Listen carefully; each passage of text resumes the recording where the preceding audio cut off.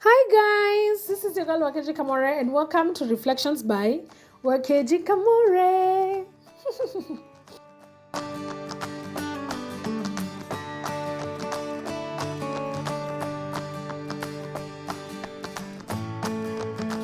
Today we're going to be covering the last part or the third part of 2 Kings chapter 4. If you have not read this chapter, please pause and read.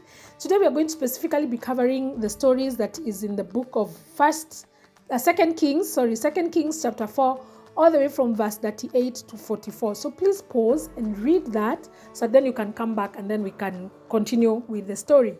If you're here for the very first time, please subscribe. Please hit the notification bell so that you never miss any recording that goes up. Today's part has two miracles, but both of them involve food and both of them are miracles. So I said, let's just do them as one part instead of splitting them. All right, so the first part is how there was a famine in the land of Gilgal. So this part, there's a space called Gilgal, I don't know whether to call it a town. I don't know whether it was a town, honestly. But there's an area called Gilgal, and there was a famine in the land. So one day, the group of prophets, I'm imagining Elisha used to work with a group of prophets. And that's what I imagine. I don't think he used to work alone, but I'm like imagining a group of prophets working together and just doing life together. That just sounds great. So Elisha was like, how about we put a large pot of stew on the fire so that we can feed the whole group. So one of the young men went into the field to gather some herbs and some green things to spice up the stew, and came and shredded them together and put them in the pot without realizing that they were actually poisonous. So now the whole pot of stew is poisonous. So some of the stew was served to the men, but after they had eaten a bite or two, they cried out, "Man of God, there is poison in this stew." So they wouldn't eat it. So Elisha said, "Bring me some flour." Then he threw in some flour into the pot and said, "Now it is all right, go ahead and eat." So he basically purified the poisoned pot of stew, and it was good enough for people to eat it. And then one day, this is the second part of that story. The second part of that, the second part of this part of the chapter. It's a different story, but as I said, they involve food. So let's just do them together. So one day, there was a man from Baal Shalisha.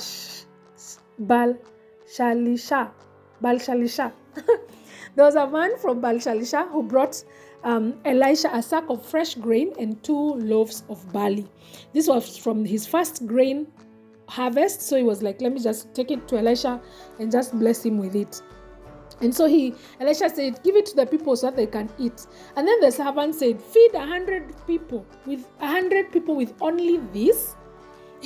But Elisha repeated, give it to the people so that they can eat. For this is what the Lord has said.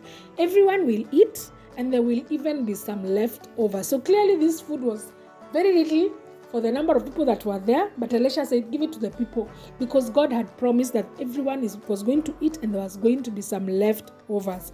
And definitely, and of course, when they give it to the people, there was plenty for all of them, and there was some leftovers just as the Lord had promised.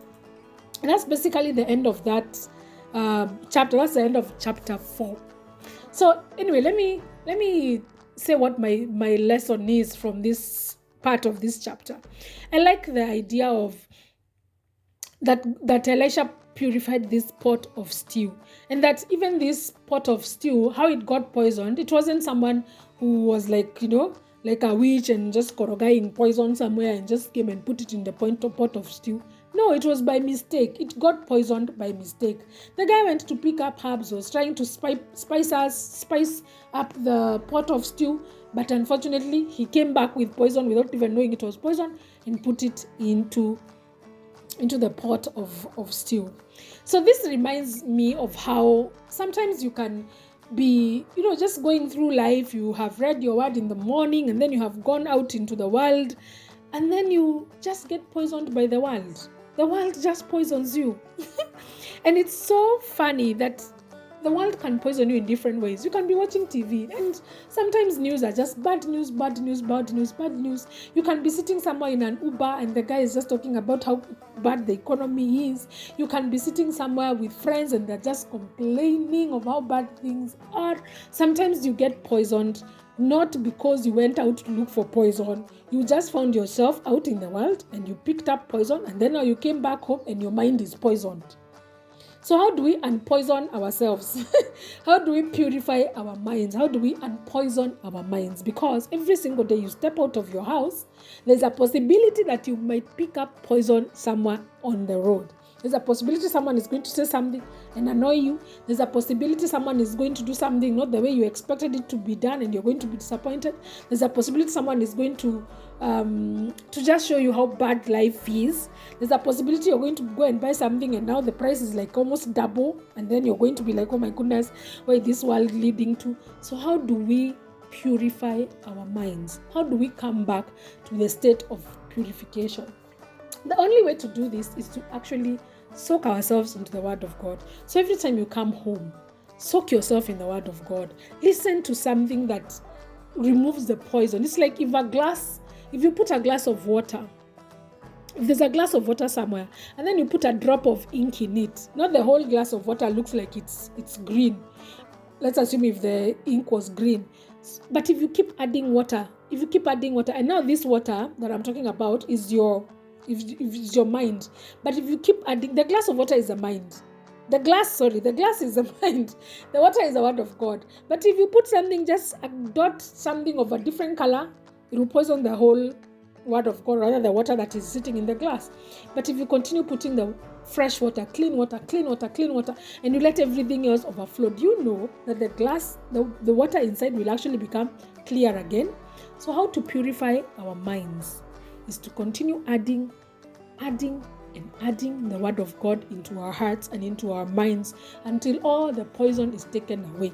And then kesho utaenda, you'll pick up another poison, and then you'll come and add some more Word of God. And that is why it is important to bury ourselves in the Word of God and to listen to the Word of God and to soak ourselves in the Word of God, because that is the only way we can purify that which the world had poisoned. That is the only way we can purify our minds when we go out there and pick out poison without even wanting to pick out poison.